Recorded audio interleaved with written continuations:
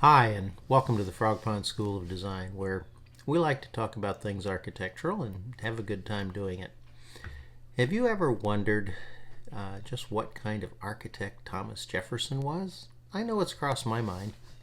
I mean, here's a guy who was renowned for everything he did for our country, for writing our Declaration of Independence, for uh, being president, and doing everything he did during his lifetime. And we call him an architect because he designed his house. I mean, that on the surface would present some problems. So let's look into what the guy did architecturally. First off, he was self trained. He did not have any formal training in architecture, but that wasn't unusual at the time. There really were no set standards of what you have to study to become an architect. But what he did was he amassed, at the time, the largest architectural library that existed. He read constantly on architecture. He was a particular fan of Andrea Palladio, which, is a pretty good source right there. And as a result of that, he was very sold on classicism.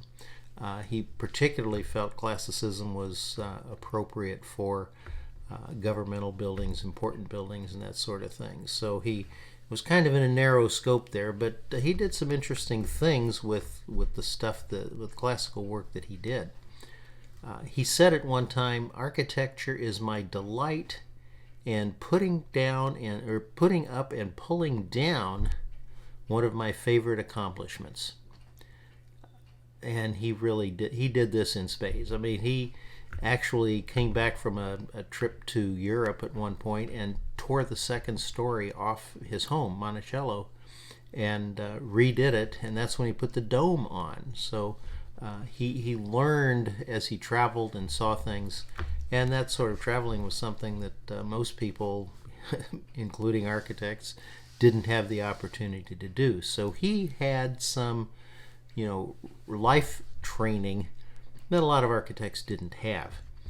Another thing he did was he worked closely with Pierre Lafont in the layout of Washington, D.C. So he worked hand in hand with a guy who became a very famous designer. He had a lot of these experiences. What we don't realize, or what we tend to forget sometimes, is that Monticello wasn't the only thing he did. He designed the Virginia State Capitol, for instance. After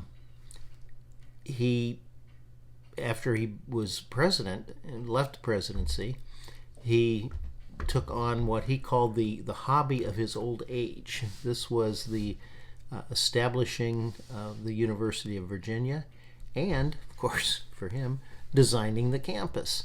So he did quite a lot of architecture in his lifetime. He certainly studied it. He worked with other architects. He traveled and observed architecture.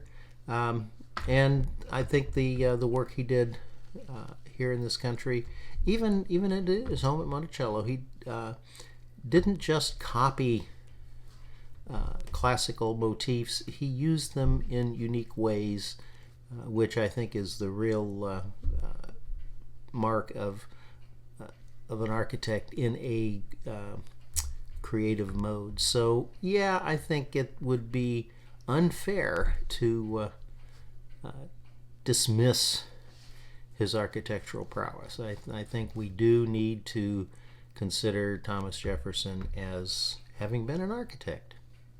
So thanks for joining us today at the Frog Pond School of Design. I look forward to seeing you hanging around the pond again real soon.